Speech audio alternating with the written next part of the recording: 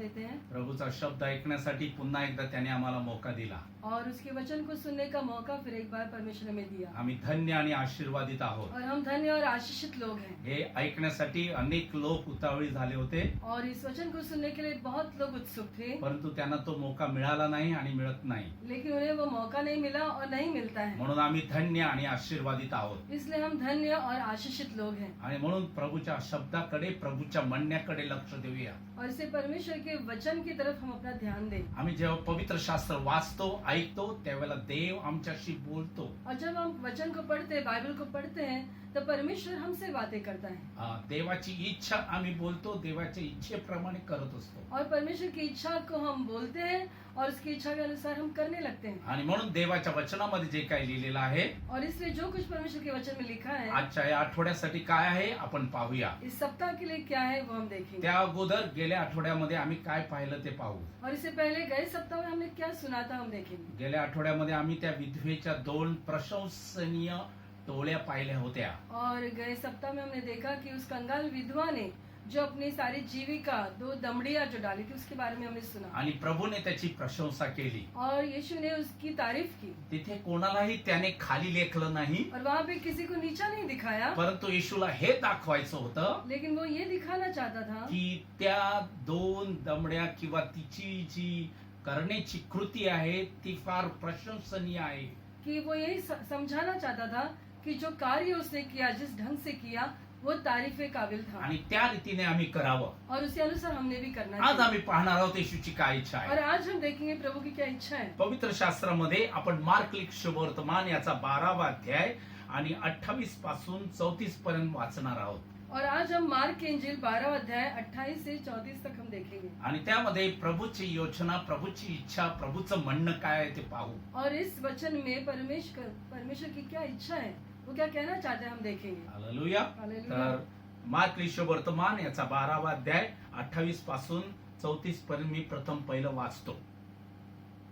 तेव्हा शास्त्रापैकी एकाने येऊन आपला संवाद ऐकला आणि त्याने त्यांना चांगले उत्तर दिले असे पाहून त्याला विचारले, सर्व आज्ञेतली पहिली कोणती? येशूने उत्तर दिले, पहिली ही आहे, हे इस्रायला ऐक, प्रभू आपला देव तो एकच प्रभू आहे आणि तू आपल्या सर्व अंतःकरणाने व आपल्या सर्व जीवाने व आपल्या सर्व मनाने व आपल्या सर्व शक्तीने तुझा देव प्रभू याच्यावर प्रीती कर. दुसरी ही आहे, जशी स्वतःवर तशी तू आपल्या शेजाऱ्यावर प्रीती कर. याहून मोठी अशी दुसरी कोणतीही आज्ञा नाही. तेव्हा तो शास्त्री त्याला म्हणाला, हे गुरु, खरोखर तू चांगलं बोलतोस की. तो एकच आहे, त्याच्याशिवाय दुसरं कोणी नाही आणि संपूर्ण अंतःकरणाने, संपूर्ण बुद्धीने व संपूर्ण शक्तीने त्याच्यावर प्रीती करणे आणि जशी स्वतःवर तशी आपल्या शेजाऱ्यावर प्रीती करणे हे सगळी होमार्पणे व यज्ञ यापेक्षा अधिक आहे. तेव्हा त्याचे शहाणपणाचे उत्तर दिले हे पाहून येशूने त्याला म्हटले, तू देवाच्या राज्यापासून दूर नाहीस. आणि त्यानंतर त्याला कोणी काही प्रश्न विचारायला धजेना. 28 से मैं पढ़ रही हूँ. शास्त्रियों में से एक ने आकर उन्हें विवाद करते हुए सुना और ये जानकर कि उसने उन्हें अच्छी रीति से उत्तर दिया, उससे पूछा, सबसे मुख्य आज्ञा कौन सी है? यीशु ने उत्तर दिया, सब आज्ञाओं में ये मुख्य है, हे इज़राइल सुन, प्रभु हमारा परमेश्वर एक ही प्रभु है और तू प्रभु अपने परमेश्वर से, अपने सारे मन से, अपने सारे प्राण से और अपनी सारी बुद्धि से और अपनी सारी शक्ति से प्रेम रखना. और दूसरी यह है कि तू अपने पड़ोसी से अपने समान प्रेम रखना. इससे बड़ी और कोई आज्ञा नहीं. शास्त्री ने उसे कहा, हे गुरु, बहुत ठीक, तूने सच कहा कि वो एक ही है और उसे छोड़ और कोई नहीं, और उससे सारे मन और सारी बुद्धि और सारे प्राण और सारी शक्ति के साथ प्रेम रखना है और पड़ोसी से अपने समान प्रेम रखना सारे होम बलियां और बलिदानों से बढ़कर है.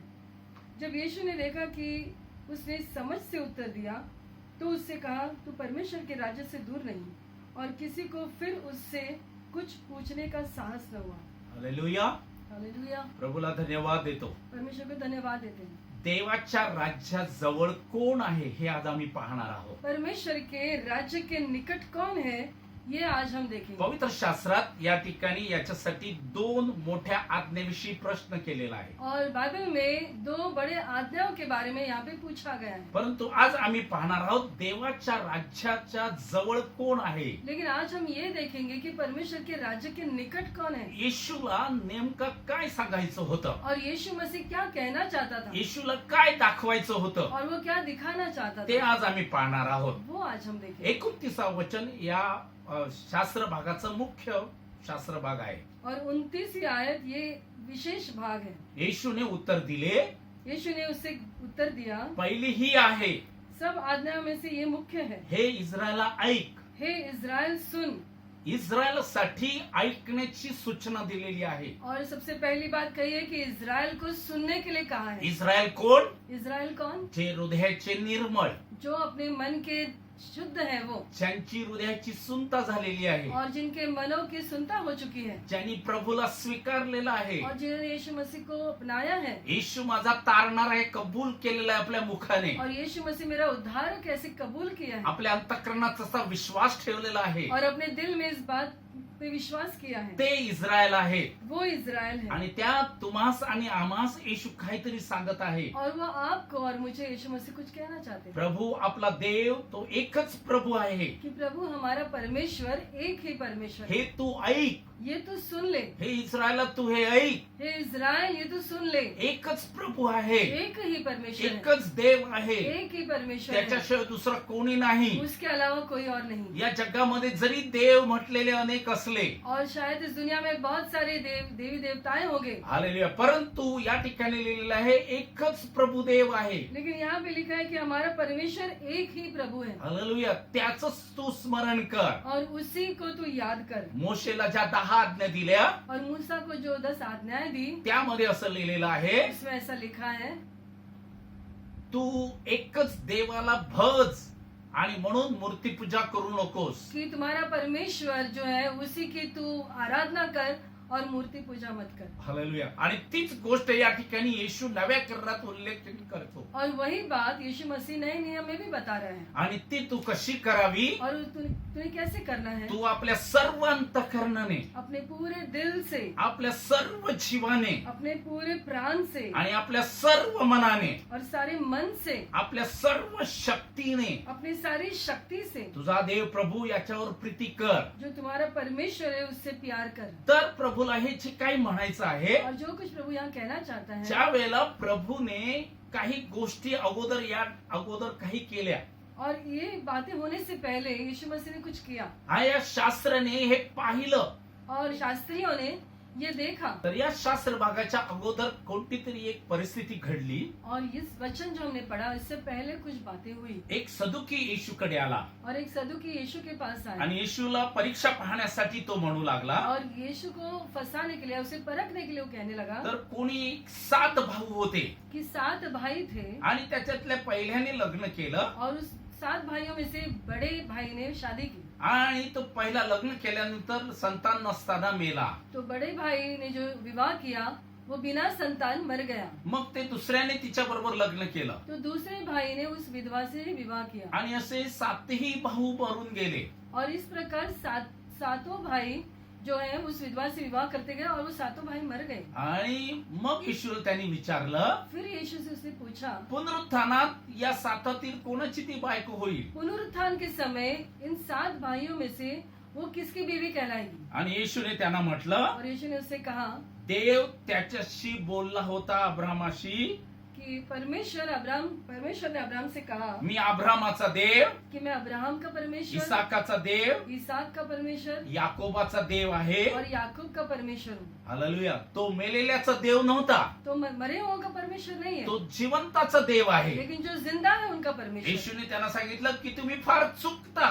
यीशु मसीह ने कहा कि तुम गलत सोच रहे हो. या ठिकाणी परुषी फार चुका करत होते. और यहाँ पे जो परुषी थे वो गलतियां कर रहे थे आणि येशूने त्यांना फार चांगल्या रीतीने उत्तर और दिलं. यीशु मसीह अच्छे ढंग से उन्हें उत्तर दिया. आणि जेव्हा या शास्त्राने ते पाहिलं और जब इन्होंने ये देखा तेव्हा तो येशूकडे आला तब ये फरीसी यीशु के पास आया आणि येशूला काही गोष्टी विचारू लागला. और यीशु मसीह से कुछ पूछने लगा त्याने विचारलं की सर्वात पहिली आज्ञा कोणती आहे. और उसने पूछा कि सबसे मुख्य आज्ञा कौन सी है येशूने त्याला उत्तर दिलं और यीशु मसीह ने उसे जवाब दिया जे आता आम्ही वाचलं जो अभी हमने पढ़ा की तू आपल्या सर्व अंतःकरणाने, कि तू अपने सारे मन से, आपल्या सर्व जीवाने, सारे प्राण से, आपल्या सर्व मनाने, अपने सारी बुद्धि से आपल्या सर्व शक्तीने और सारी शक्ति से तुझा देव प्रभू याच्यावर प्रीती कर. तुम्हारे परमेश्वर से प्रेम रखना. आज जर तुम्ही त्याची वाणी ऐकाल और आज अगर आप सुन रहे हो तर आपली अंतःकरणं कठीण करू नका. तो अपने दिलों को कठोर मत करो. देवाचा शब्द ऐकताना आपली अंतःकरणं कठीण करू नका. परमेश्वर के वचन को सुनते समय अपने दिलों को कठोर मत करो. या ठिकाणी या शास्त्रापैकी एकाने येशूला संवाद केला येशू बरोबर. और यहाँ पे जो शास्त्री लोग खड़े थे उसमें से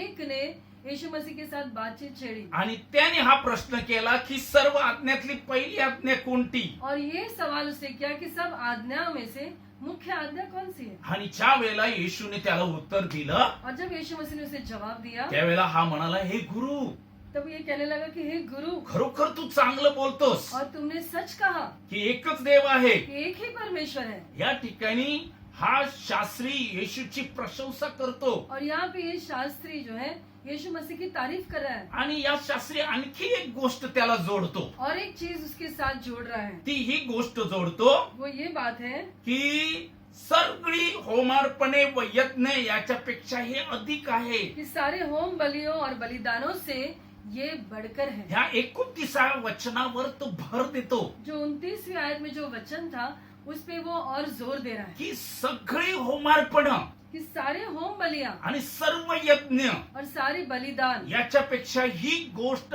फार अधिक चांगली आहे. इन सारी बातों से ये बात बहुत बढ़कर है. आणि ज्या वेळेला ह्याने अशा रीतीने उत्तर दिलं और जब इस शास्त्री ने इस तरह से जवाब दिया तेव्हा येशू म्हणतो की ह्याने शांतपणाने उत्तर दिलं. तब यीशु कहता है कि इसने बहुत ही समझ से उत्तर दिया. आणि येशू त्याला काहीतरी गोष्टी सांगू और लागला. यीशु मसीह उसे कुछ कहता है त्या गोष्टीविषयी पाहणार आहोत. वो हम आज देखेंगे. पण त्याच्या अगोदर लेकिन उससे पहले आम्हाला या शास्त्रांनी जे काही सांगितलं ये शास्त्री ने जो कुछ कहा की सगळी होमार्पण कि सारे होम बलियां आणि यज्ञ और बलिदान याच्यापेक्षा ही आज्ञा किंवा ही गोष्ट फार चांगली आहे. इससे सारी बातों से बढ़कर इस आज्ञा ये बढ़कर है. तर हे समजण्यासाठी आम्हाला जुन्या करारापासून सुरुवात करावी और लागेल. इसे समझने के लिए पुराने नियम से शुरुआत करनी होगी. अशी कोणती गोष्ट आहे की त्या या गोष्टी फार महत्वाची आहे. ऐसी कौन सी बात है कि कुछ बातें महत्वपूर्ण बन जाती तर हैं. ते आपण देवाच्या वचनातून जुन्या करारापासून पाहणार ये आहोत. हम पुराने नियम से आज देखेंगे. पहिले शमूएल याचं पुस्तक याचा 15वा अध्याय आणि 22व्या वचनात लिहिलेलं आहे. और पहले शमूएल 15:22 में लिखा है शमूएल त्याला म्हणाला, यहोवाला आपले वचन मानण्याने जितका संतोष होतो तितका संतोष यहोवाला होमार्पणाने व यज्ञाने होईल काय. पहा, यज्ञापेक्षा आज्ञा मानणे आणि मेंढरांच्या मांद्यापेक्षा वचन ऐकणे अधिक चांगले आहे, कारण अवज्ञा ही जादूगिरी पापासारखी आहे. तेवढंच. शमूएल ने कहा, क्या यहोवा होम बलियों और मेल बलियों से उतना प्रसन्न होता है जितना कि अपनी बात के माने जाने से प्रसन्न होता है.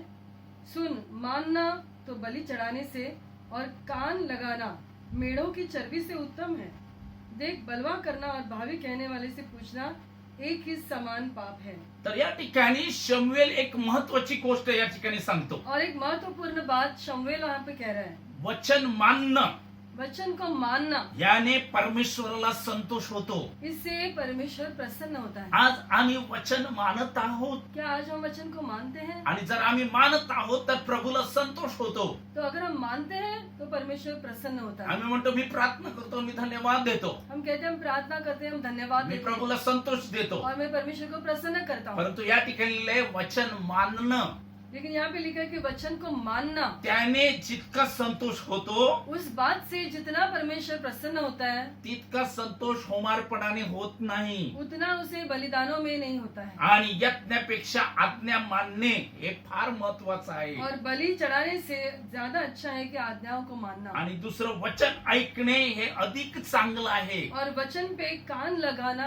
ये ज्यादा अच्छा जर है. आज आम्ही वचन ऐकत आहोत, और अगर आज हम वचन को सुन रहे जर हैं आम्ही आज्ञा मानत आहोत, और आज्ञाओं को मानते हैं, तर परमेश्वरला त्याने अधिक संतोष होत आहे. और इस बात से परमेश्वर ज्यादा खुश होता है प्रभू त्याने संतोष होतो. और प्रभु इससे प्रसन्न होता आणि है. जर आम्हाला प्रभूला संतोष करायचा और आहे, अगर हमें परमेश्वर को खुश करना है तर आमच्या जीवनामध्ये सर्व गोष्टी प्राप्त होतील. और हमारे जीवन में सारी बातें हम पा सकते हैं. आणि म्हणून वचन मानणं, ऐकणं, वाचणं हे फार महत्वाचं और आहे. उसे वचन को मानना, उसे सुनना, उसे पढ़ना बहुत महत्वपूर्ण है. तर ही गोष्ट जुन्या करारात शौलाला शमूएल सांगत आहे. और ये बात पुराने नियम में शमूएल जो है शाऊल से कह रहा है. हालेलुया. दुसरी गोष्ट होशेयाचं पुस्तक 6वा अध्याय आणि 6व्या वचनात असं लिहिलेलं आहे. और होशे की किताब 6 में हम देखते हैं, कारण मला दयेची आवड आहे, यज्ञाची नाही, आणि होमार्पणापेक्षा देवाचे ज्ञान मला अधिक आवडतं. क्योंकि मैं बलिदान से नहीं स्थिर प्रेम ही से प्रसन्न होता हूँ और होम बलियों से अधिक ये चाहता हूँ कि लोग परमेश्वर का ज्ञान रखें. या ठिकाणी होशे सांगतो, मला दयेची आवड आहे माझ्या परमेश्वराला.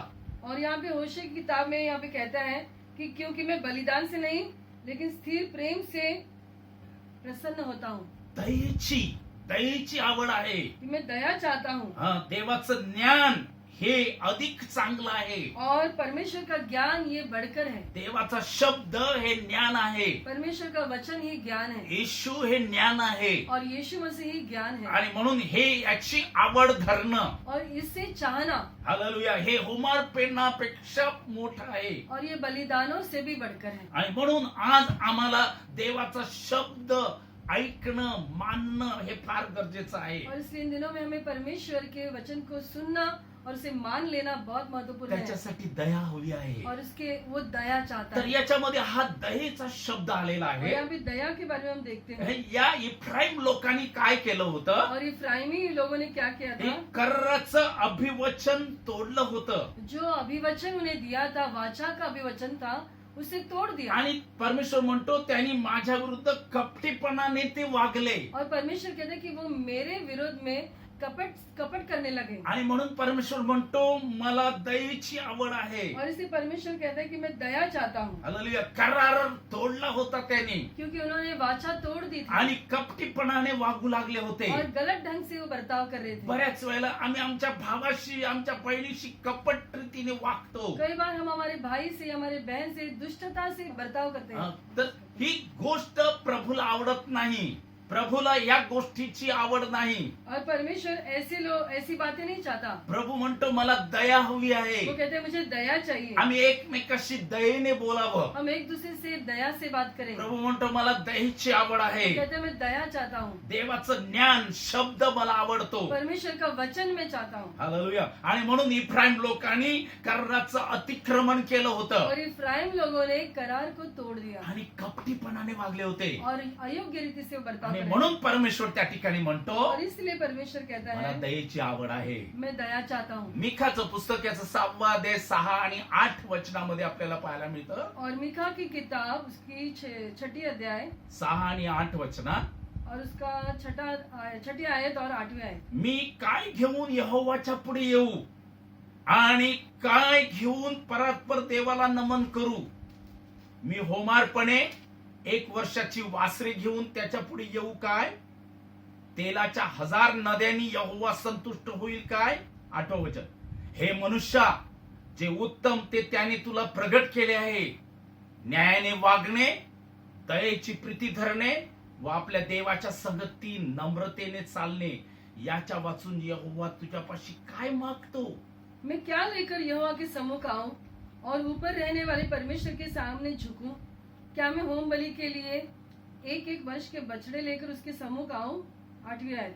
हे मनुष्य, वो तुझे बता चुका है कि अच्छा क्या है और यहोवा तुझसे इसे छोड़ और क्या चाहता है कि तू न्याय से काम करे और कृपा से प्रीति रखे और अपने परमेश्वर के साथ नम्रता से चले। परमेश्वराने आम्हाला चांगलं ते प्रगट केलेलं आहे. परमेश्वर ने क्या अच्छा है वो प्रकट किया है। ह्या दिवसात आम्ही आपल्या पूर्ण अंतःकरणाने दयेच्या प्रीतीने चालावं. इन दिनों में पूरे दिल से, दया से और प्यार से चलना चाहिए। परमेश्वर म्हणतो, हे मनुष्य मी तुला चांगलं प्रगट केलं आहे. और परमेश्वर कहते हैं कि ये मनुष्य जो अच्छा है वो मैंने प्रकट किया है। पहिली गोष्ट न्यायाने वागणं, पहली बात तो न्याय से चलो दयेची प्रीती धरणं और कृपा की प्रीति रखो आणि आपल्या देवाच्या संगती नम्रतेने और चालणं. अपने परमेश्वर के साथ नम्रता से या चलो। वाचून परमेश्वर तुझ्याकडे काहीच मागत नाही. इसके अलावा परमेश्वर तुझसे और कुछ नहीं मांगता। तर या ठिकाणी हा विशेष शब्द आलेला आहे यहाँ भी एक खास बात आई है की दयेची प्रीती कि कृपा से प्रीति हे रखो। होमार्पणापेक्षा फार मोठं आहे. ये बलिदान से भी बढ़कर है आणि म्हणून प्रभू याविषयी फार नव्या करारात जोर देतो. और इसलिए नए नियम में यीशु मसीह इस बात पे जोर दे रहा है। हालेलुया. प्रभु या नव्या करारामध्ये या शब्दावर आणखी जोर देतो. और नए नियम में यीशु मसीह इस शब्द पे और जोर दे रहा है। मत्ती लिखित शुभवर्तमान 9 अध्याय आणि 13 वचनात, मत्ती की इंजिल 9 अध्याय 13वीं आयत में, परंतु तुम्ही जा आणि मला दया हवी आहे आणि यज्ञ नको, याचा अर्थ काय हे शिका, कारण मी न्यायी माणसाला बोलवायला आलो नाही तर पापी माणसाला बोलवायला आलेलो आहे. इसलिए तुम जाकर इसका अर्थ सीख लो। मैं बलिदान नहीं परंतु दया चाहता हूँ, क्योंकि मैं धर्मियों को नहीं परंतु पापियों को बुलाने आया हूँ। येशू नियमशास्त्र पूर्ण करण्यासाठी आला यीशु मसीह इस नियम शास्त्र को पूरा करने के आणि लिए सर्व नियमशास्त्राची पूर्णता या दयेच्या प्रीतीमध्ये आहे. और पूरे नियम शास्त्र की पूर्णता इस कृपा से प्यार रखने से है। आणि म्हणून येशू या ठिकाणी म्हणतो, और इसे यीशु मसीह यहाँ पे कहते हैं, तुम्ही जा आणि शिका, तुम जाओ और सीख लो। मला दया हवी आहे, मैं दया चाहता हूँ, यज्ञ नको. बलिदान नहीं। बऱ्याच वेळेला मी यज्ञ मोठे करतो. कई बार हम बड़े बड़े बलिदान करते हैं। माझ्या बापाला, माझ्या आईला, माझ्या भावाला जे द्यायला पाहिजे तो मी ते देवाला दिलं असं म्हणतो. और हम कहते हैं कि जो मुझे किसी को देना था, मेरे माता पिता को या भाइयों को, वो मैंने परमेश्वर को दे दिया, ऐसा हम कहते हैं। माझ्या आई बरोबर, माझ्या बापा बरोबर, माझ्या भावाबरोबर जे दयेने प्रीतीने वागायला पाहिजे होतं ते न करता मी माझ्या देवाबरोबर वागतो असं म्हणतो. और हम कहते हैं कि माँ बाप से या अपने रिश्तेदारों से प्यार से बर्ताव करना उस समय नहीं, मैं परमेश्वर से प्यार करता हूँ, ऐसा हम कहने लगते हैं। हालेलुया. बऱ्याच वेळेला मी डिस्टर्ब होतो, कई बार हम डिस्टर्ब हो जाते हैं लगेच रागवतो. और झट से गुस्सा होते हैं हालेलुया. आणि ही प्रभूला गोष्ट मान्य नाही. और परमेश्वर इस बात से प्रसन्न नहीं, सैतान लगेच मोका त्या ठिकाणी घेतो. और शैतान उस मौके को नहीं छोड़ता। आणि म्हणून येशू या दयेविषयी फार विशेष करून 2 वेळा या ठिकाणी सांगत आहे. और इसे यहाँ पे 2 बार यीशु मसीह दया के बारे में कह रहा है। मत्तीच्या 12व्या त्याच्या 7व्या वचनात पुन्हा एकदा तो म्हणतो, मत्ती की इंजिल 12 अध्याय और 7वीं आयत में फिर एक बार वो कहता है, पहा मला दया हवी आहे, यज्ञ नको. याचा अर्थ काय हे तुम्हाला समजले असते तर तुम्ही निर्दोष आज दोष लावला नसता, कारण मनुष्याचा पुत्र शब्दाचा प्रभू आहे. यदि तुम इसका अर्थ जानते, मैं दया से प्रसन्न होता हूँ बलिदान से नहीं, तो तुम निर्दोष को दोषी न ठहराते। हालेलुया. हालेलुया. येशू या ठिकाणी सांगतो, यीशु मसीह यहाँ पे कहते हैं, तुम्हाला हे समजलं पाहिजे. ये आपको जान लेना तुम्हाला चाहिए। जर समजलं असतं तर बरं झालं अगर असतं. आप समझते तो कितना अच्छा होता। बऱ्याच वेळेला आम्हाला समजत नाही. और कई बार हम समझते आम्ही नहीं, एकाच तालात एकाच गोष्ट धरून पुढे पुढे चालतो. हम किसी एक चीज को पकड़ लेते हैं और उसी पे टंगे रहते हैं। त्याने असंच का केलं, किसी ऐसा क्यों किया, त्याने तसंच का केलं, उसने वैसा क्यों हिने किया, असंच का बोललं, ये ऐसा क्यों त्याने कहा, तसंच का केलं, उसने ऐसा क्यों किया, आणि आम्ही रागावतो. और फिर हम गुस्सा होते हैं। हालेलुया. प्रभू म्हणतो तुला समजलं असतं तर बरं झालं वो असतं. कहते हैं कि अगर तू समझ लेता तो कितना अच्छा तू होता। आपल्या भावाला समजून घे, अपने भाई को समझ ले, आपल्या बापाला समजून घे, अपने पिता को समझ ले, आपल्या आईला समजून घे. अपनी माँ को समझ ले। आणि म्हणून हे समजणार जर तुम्हाला समजलं असतं तर बरं झालं और असतं. इसे इस बात का अर्थ अगर आप समझते हो कितना अच्छा होता। तर ही गोष्ट येशू या ठिकाणी खडसावून सांगत आहे. और यहाँ पे यीशु मसीह यहाँ पे बहुत ही जोर देकर कह रहा है मला दया हवी आहे, यज्ञ नको. कि मैं दया चाहता हूँ बलिदान नहीं। बऱ्याच वेळेला आम्ही सांगतो मोठे मोठे यज्ञ मी केले, कई बार हम कहते हैं कि हमने बड़े बड़े बलिदान किए हैं, पण जी दया करायला पाहिजे होती ती आम्ही करत नाही. लेकिन जो दया भी करनी चाहिए वो नहीं जे करते। समजून घ्यायला पाहिजे होतं ते समजून घेत नाही. जो समझदारी दिखानी चाहिए वो नहीं आम्ही दिखाते। कोणाला तरी दोष लावतो हम किसी को दोष लगा रहे हैं आणि आम्हाला बरं वाटतं. और हमें अच्छा लग रहा है आम्ही त्याला बरोबर शिकवलं. कि हमने उसको अच्छे से सिखाया। येशू म्हणतो तुला समजलं असतं तर बरं झालं यीशु असतं. कहता है कि अगर तू समझ लेता तो अच्छा तू होता, आपल्या भावाला समजून घेतलं असतं तर बरं झालं और अपने असतं. भाई को अगर समझ लेता तो अच्छा होता। आणि म्हणून रोमकराच्या पत्र याचा 13वा अध्याय आणि 8व्या वचनापासून असं लिहिलेलं आहे. और से रोमियो की किताब 13:8 से ऐसा लिखा है। त्याच्यातला मुख्य सार मी या ठिकाणी सांगू इच्छितो की प्रीती शेजाऱ्याचं काही वाईट करत नाही, म्हणून प्रीती ही नियमशास्त्राची परिपूर्णता आहे. प्रेम पड़ोसी की कुछ बुराई नहीं करता, इसलिए प्रेम रखना व्यवस्था को पूरा करना है। प्रीती शेजाऱ्याचं काही वाईट करत नाही. प्रेम पड़ोसी की कुछ बुराई नहीं जर करता। आम्ही दया धरली असती अगर हमने दया की तर आम्ही कोणाविरुद्ध बोललो नसतो, तो हम किसी के विरोध में नहीं बात करेंगे, कोणाविरुद्ध फुगलो नसतो. किसी के विरोध में हम गुस्सा नहीं होते। आणि बऱ्याच वेळेला आम्ही ह्या गोष्टी करतो. और कई बार हम ये करते हैं। आणि हे या शास्त्र्याला समजलं. और ये शास्त्री जो था उसने इस बात को समझ येशू लिया। काय बोलतो हे त्याने समजून घेतलं. यीशु मसीह क्या कहना चाहते हैं वो समझ लिया। जरी त्याच्याकडे सदुकी कपटाने आले होते और जबकि सदुकी लोग यीशु मसीह के पास गलत इरादे से आए थे, तरी येशूने चांगल्या रीतीने त्यानं उत्तर दिलं. फिर भी यीशु मसीह ने अच्छे ढंग से उसे आणि जवाब या दिया। शास्त्र्याला हा संवाद पटला. और ये जो शास्त्री था उसे यीशु मसीह की बात जो है सही लगी, आणि म्हणून येशूला तो म्हणाला इसलिए उसे यीशु से की कहा पहिली आज्ञा कोणती. कि पहली आज्ञा कौन सी है। जर देवाचं वचन आम्हाला समजलं असतं अगर परमेश्वर के वचन को हम समझ तर आम्ही लेते प्रभूला म्हणालो असतो प्रभू मी काय करू.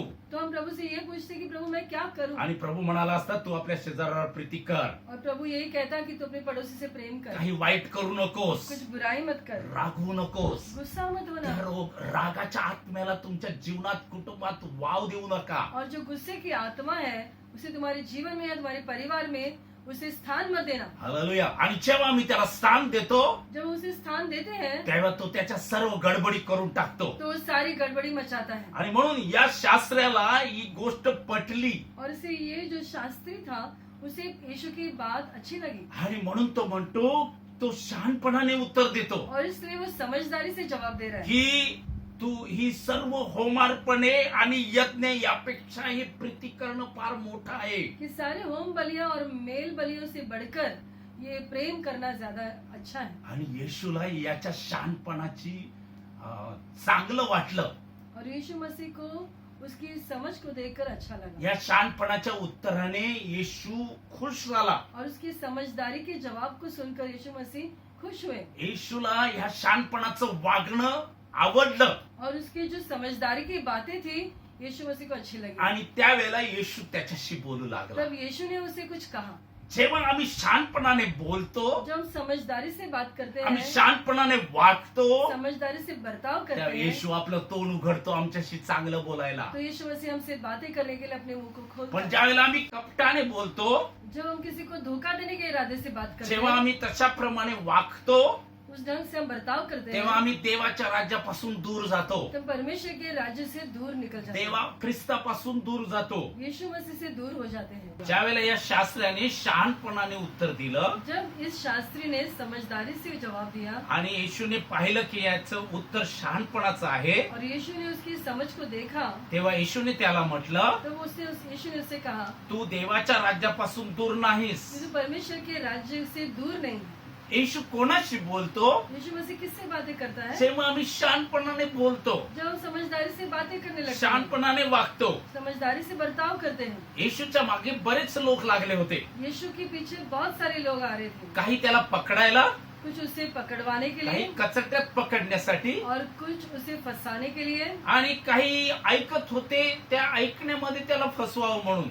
और कुछ लोग उसकी बातों में उसे पकड़ने के लिए पीछे चलते थे। आम्ही कशा रीतीने देवाचं शब्द वचन ऐकतो, हम किस ढंग से परमेश्वर के वचन को सुनते हैं, आम्ही ते पूर्ण शहाणपणाने ऐकावं. तो हम उसे समझदारी से सुने, आलेले विश्वासाने ऐकावं. विश्वास से सुने। आज प्रभू आमच्याशी बोलावा अशी जर आमची इच्छा आहे और अगर आप चाहते हो कि यीशु मसीह आपसे बातें करें, तर येशू या शास्त्राशी कशा रीतीने बोलतो. तो यहाँ पे यीशु मसीह शास्त्री से किस ढंग से बात करें। म्हणून इब्री लोकांचं पत्र 12 अध्याय आणि 25 वचनात लिहिलं आहे, इसलिए इब्रानियों की पत्री 12 अध्याय 25 आयत में लिखा है, जो बोलतो आहे त्याचा अव्यय करू नये म्हणून जपा.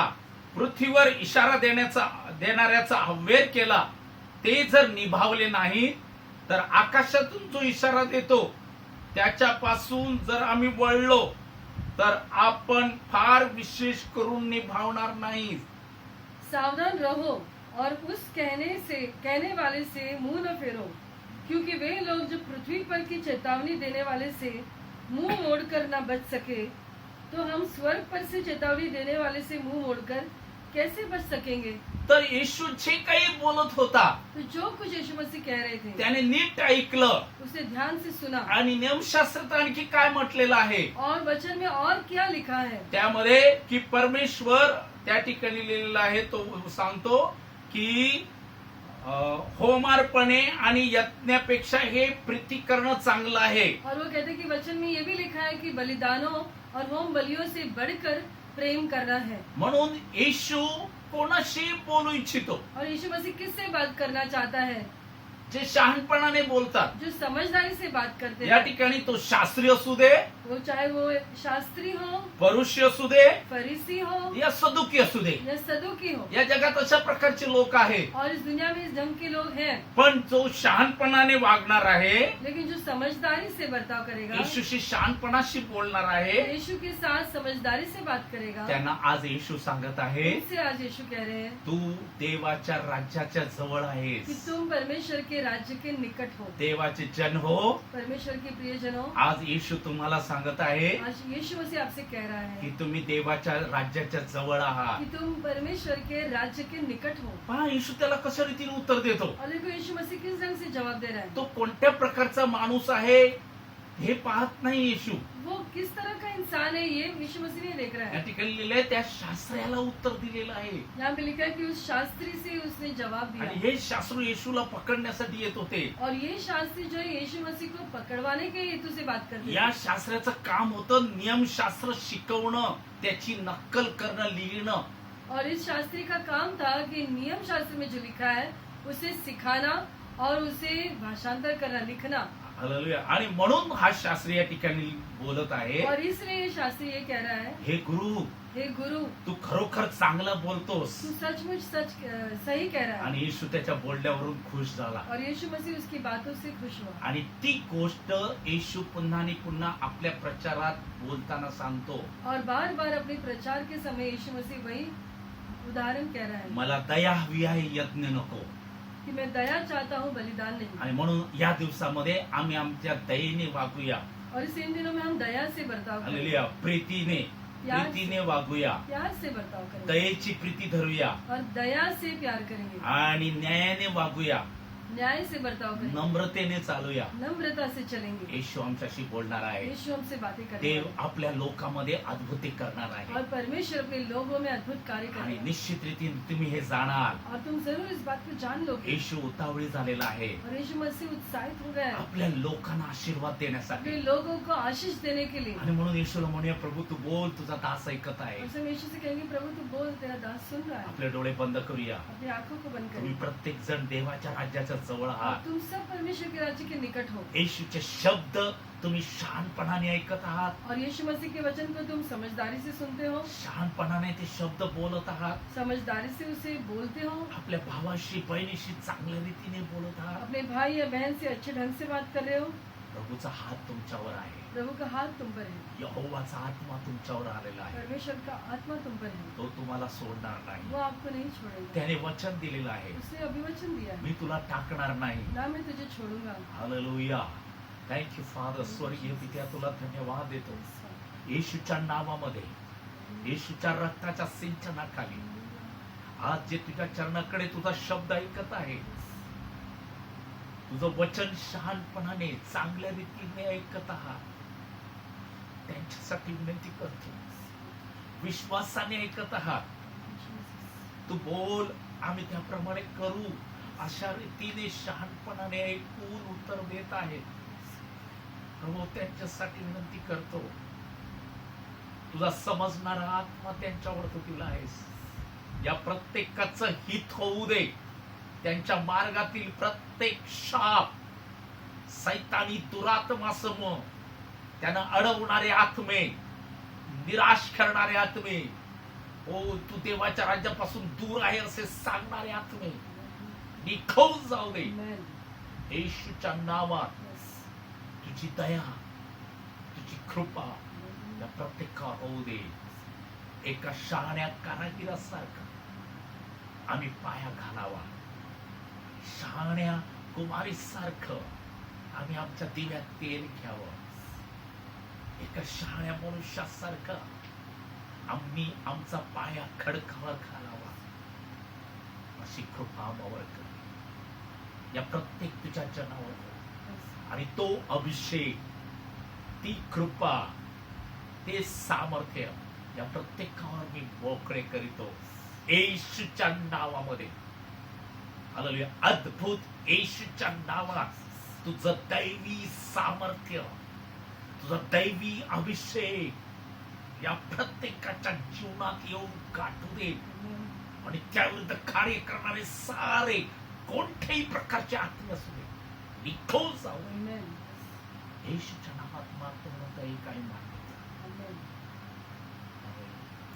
Thank you Jesus. God bless you. परमेश्वर तुम्हाला आशीर्वादित करो. पुन्हा आणि पुन्हा हे वचन ऐकून समजून घ्या. परमेश्वर तुम्हाला शहाणपणाचा